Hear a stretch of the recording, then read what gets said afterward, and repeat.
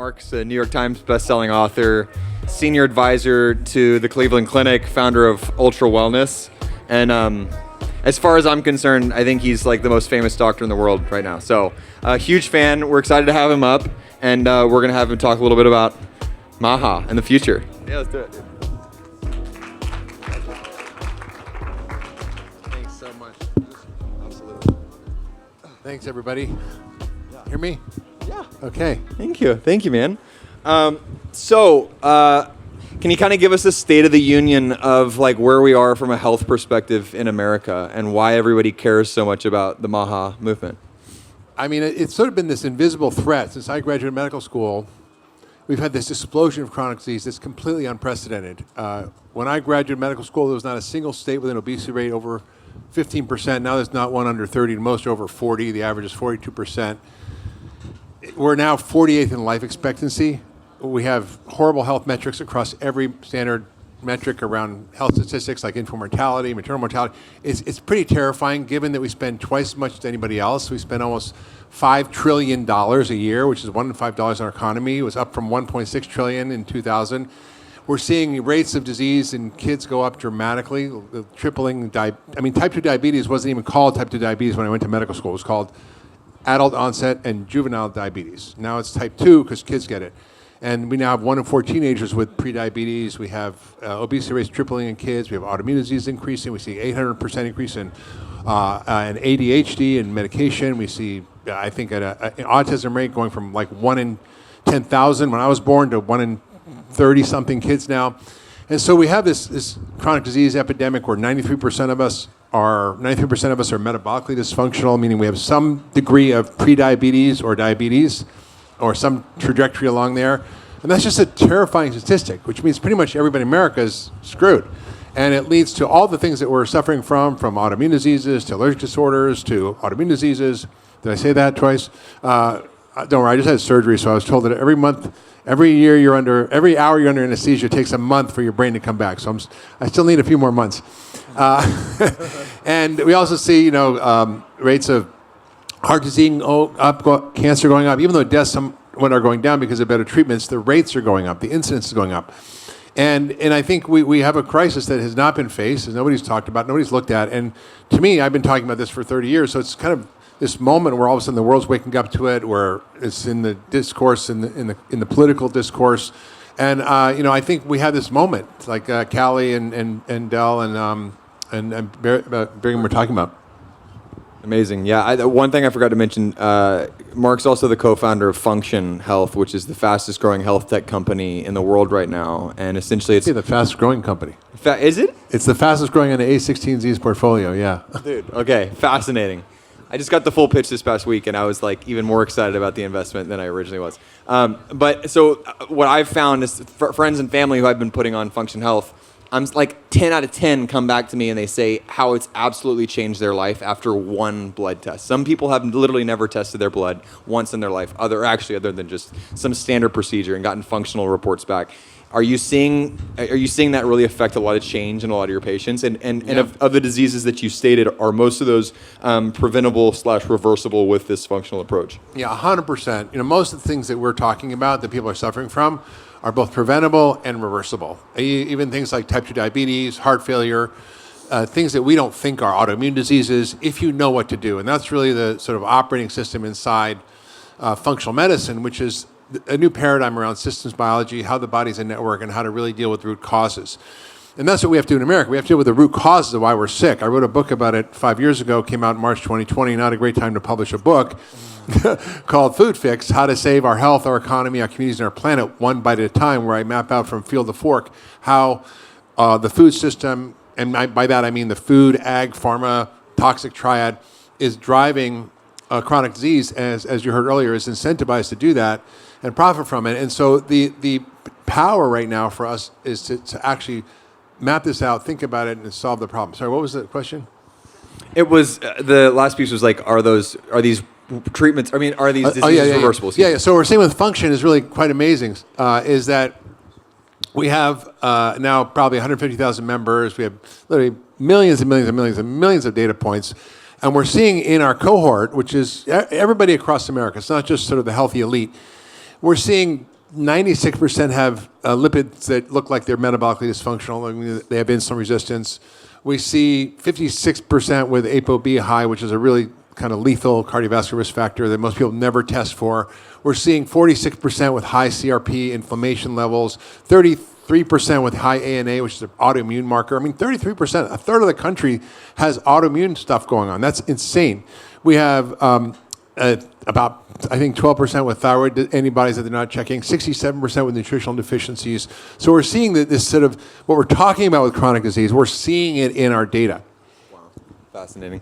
So like as a part of this kind of community we're putting together, one of the goals is obviously to like catalyze and inspire change, movement, action, building, investing.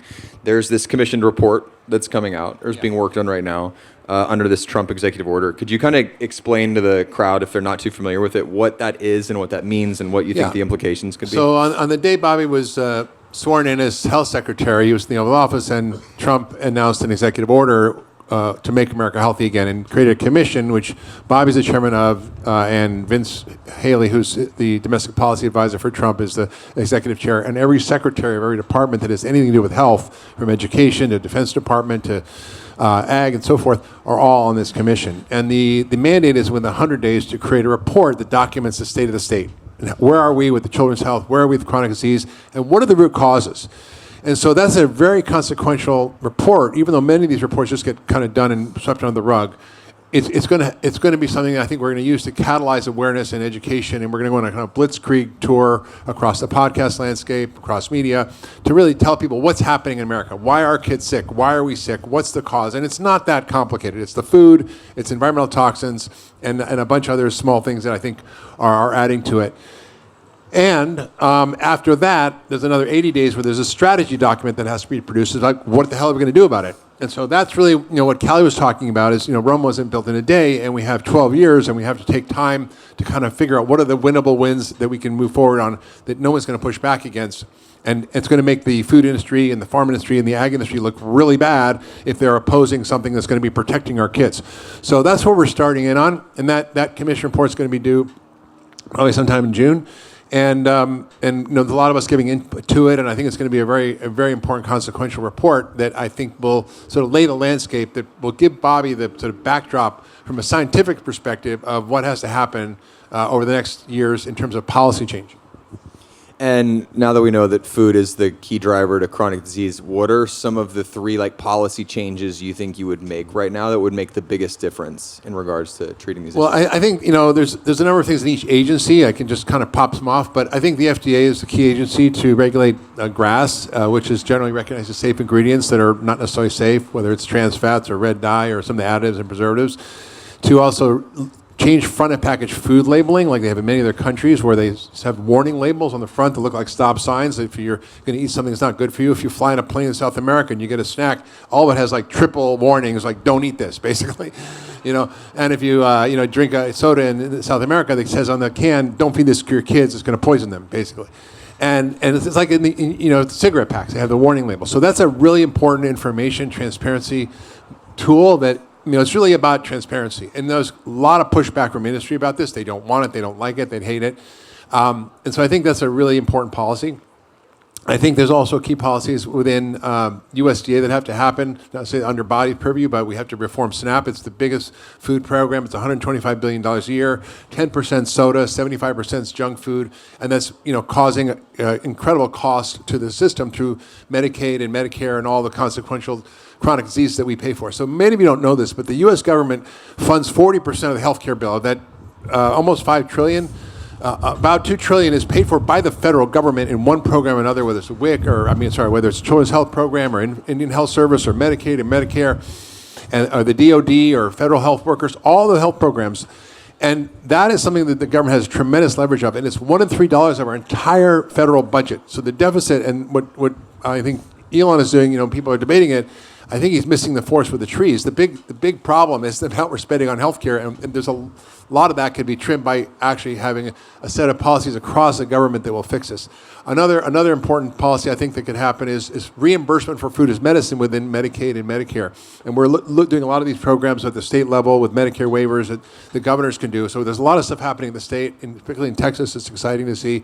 So I think reimbursing for food as medicine to treat chronic disease saves an enormous amount of money. The data is there. We just published a study, Cleveland Clinic, $12,000 savings per patient. Per patient, if you gave them the food instead of the drugs. And the Congressional Budget Office, which is the government watchdog, basically believes that if you add something, it's an additive cost. So if you give them food, they're going to still need their drugs and the food. No, they're not going to need their drugs. I mean, I had a patient with heart failure, diabetes. She had multiple stents put in. She had kidneys failing, liver failing, high blood pressure. She was about to croak. She was on her way to a kidney and a heart transplant. In 3 days, she was off her insulin. In 3 months, she was off all her drugs. She was saving $20,000 a year in copay. I don't know what the Medicare was paying. It was probably $100,000. That all went away. It wasn't like additive. So we have to kind of help the policymakers and the people who are the watchdogs in Congress and overseeing it to kind of understand the ROI on this, because it's huge. And I think we had this moment where we can change some of these policies. I think also reimbursing for incentives for regenerative agriculture to transition farmers, because the problem is if you say, okay, we're going to get rid of soda and SNAP, what about the farmers who are producing the corn and all the corn syrup and all the food chain? It's like one thread you pull, it's going to connect everything. So you've got to think strategically about this. And I think for Bobby, the key is to start with the winnable wins, because if you start to sort of get rid of soda on SNAP day one, it's going to create a ripple effect that's going to hurt farmers and going to be problematic. But if you say we're going to close the grass loophole, we're going to label package labeling. We're going to reimburse for nutrition. We're going to make medical schools and academic centers who receive federal funding to actually mandate that they have nutrition in the curriculum for doctors, because nutrition is the biggest single killer today in America that's causing the chronic diseases that people are suffering from. I mean, Trump just pulled $400 million from Colombia for being anti-Semitic. Why don't we start pulling money from the academic institutions that are not actually providing the education that they should in medical school? My daughter's graduating in May, and she's like zero on nutrition, zero on insulin resistance, zero on gut microbiome, zero on toxins. These are the things that are killing people that nobody's talking about, and that has to change. So we can do that in the federal government. So I'm working with Bobby and the FDA and folks at the NIH start to change some of these policies, and it's really pretty exciting. So I never thought I'd be in this moment in my life. I'm like 65, just like in a startup and about to, like work on all this shit. But I could be, riding my bike in Maui, but here I am. Thank you. Thank you. So it was rumored that you were maybe going to take a role in the HHS. Was that true or is that false? No. At one point, were you ever considered? I don't really need another job. I figured you didn't. But I will serve, just as an informal advisor. And if Bobby asks me to be on a commission or nutrition advisory group or whatever, I'll help Bobby. Cool. Are you seeing in and out of DC? Are you seeing any topics that are actually getting bipartisan support? I mean, I feel like so much of this MAHA movement has been suffocated by the fact that people just aren't seeing eye to eye on many other things. So I mean, it's interesting. Brianna, my wife, who you were thankfully applauding, who's amazing, way smarter than I am. She's all the power behind me and the brains. Wait,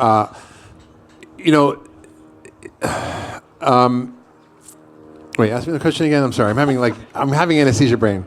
I was asking if there's anything. If there's anything that you're seeing that's actually getting bipartisan support. People are actually what was really interesting, she showed me this little graph where it was like this vote on something, and it was like completely one-sided Republican, completely Democratic the other way. So there was like nobody voting against anything that their party was sort of aligned with.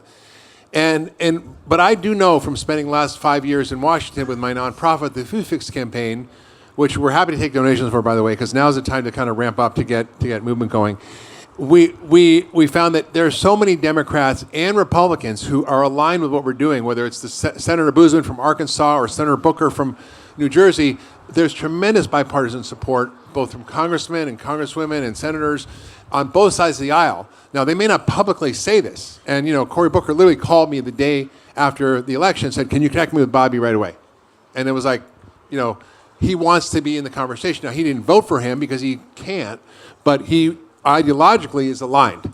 And I think that kind of stuff is starting to really happen. I mean, Roger Marshall, who I wrote about in my book, who was a congressman at the time, was at a hearing that was about obesity, and they were testifying about how food was a contributor, and he's an OBGYN. He said, no, it's all exercise. And I called him out in the book for being funded by the American Confectioners Association and Corn Refiners Association. And now we're friends, and he said, I'm reading your book. I said, just be careful. I call you out in the book. He said, don't worry, I've been called worse. But now we've got people like that, who's the head of the Maha caucus in the Senate. We've got Vern Buchanan, who's a Republican I work with closely. We had a hearing in September on many, many bills related to medically tailored meals, Medicare. He's in charge of Medicare. So he always says, Mark, whatever you want. Like, I'm the guy in Congress who's overseeing the $1+ trillion in Medicare. Let's go. And so we're doing all sorts of incredible things. So we just passed a bill the other day about obesity in the military, which is insane. We see now 77% of recruits get rejected because of obesity or health issues, and there were 72% more evacuations from Iraq and Afghanistan from obesity-related injuries than from military injuries, which is staggering. This is from the Admiral and General's report called Mission Readiness. So we have a crisis, and there's a lot of things on both sides of the aisle that we can come together. I just don't think you're going to see it in the press. I don't think you're going to see Democrats coming out in support of this. But I think behind the scenes, there's going to be a lot of stuff going on. Are you optimistic about the next 4 years? It's like one of those moments where it's full of possibility and fraught with danger. So it could go either way. And right now, I think Dell's right. We have to mobilize. We have to create a voice in the country to activate people around this wherever they are. I think Cassidy said he got more calls about Bobby Kennedy's confirmation than anything else. There were like 200,000 phone calls to his office to confirm him for HHS secretary. So that's the kind of thing we need to pull. And I was talking to Dell about a big idea for the summer about how to get Bobby out on the road and do a kind of a tour to really activate the people in this country around this issue. Because people think there's an election that goes on and then they go back to sleep. So we have to keep this moving. And I think it'll be okay. I think there's going to be pushback. I know for a fact, and I wrote about a lot in my book, how the food industry is so systematic. Food farmers so systematic about how they corrupt and co-opt our system. And can I just take 1 second to unpack that? Yeah, come on. So first, they obviously do more lobbying than any other group between the ag and the food industry. Second, they fund 12 times as much nutrition research as the philanthropy or federal government. So they, American Beverage Association finds that Coca-Cola doesn't cause obesity. Oh, surprise. They fund academic institutions and research organizations. They fund all the professional associations. The American Heart Association gets $192 million a year from the food and farming industry. It's obscene what they're saying. And so does the American Academy of Pediatrics, the American Academy of Family Practice, the American Academy of Pediatrics. Pretty much all those professional associations that are supposed to be giving us advice are co-opted. And then you've got front groups like the American Council on Science and Health, which sounds like a great group, but a lot of those guys are criminals and Medicare fraud guys who are saying that pesticides, tobacco, high fructose corn, trans fats, and all that is fine for us. And they come out with all these hit pieces on people like me. If you could just Google American Council on Science and Health and Hyman, you'll see all the hit pieces on me. And they'll do it on pretty much anybody who's talking against them. Also, they co-opt social groups like the NAACP and Hispanic Federation. So I was in a movie, Fed Up, a few years ago, about 10 years ago, and I met Bernice King, who was Martin Luther King's daughter, in Atlanta. I said, this would be important to show this movie about childhood obesity in the King Center. She says, great, let's do it. And a few days later, I get a call from her. I said, we can't do it. Why? Coca-Cola funds the King Center. Spelman College, funded by Coca-Cola, like half the admitted class of women at Spelman College, which is an African-American college in Atlanta, for women, half of the class is obese or diabetic, or has a chronic disease or hypertensive, and the Coca-Cola machines all over the campus. And I asked the dean why, and she said because we get all this funding from Coca-Cola. So that's the level at which they're infiltrating every single aspect of what's going on across every sector you can imagine, and they're organized, and they have a war plan, and I know about it from the inside.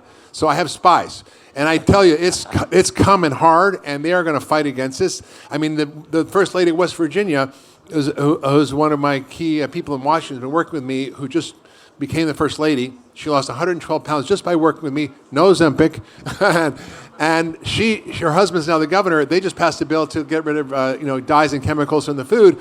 And all the food industry is freaking out, running the governor's office, telling them it's going to destroy their businesses, hurt the economy, do all these terrible things.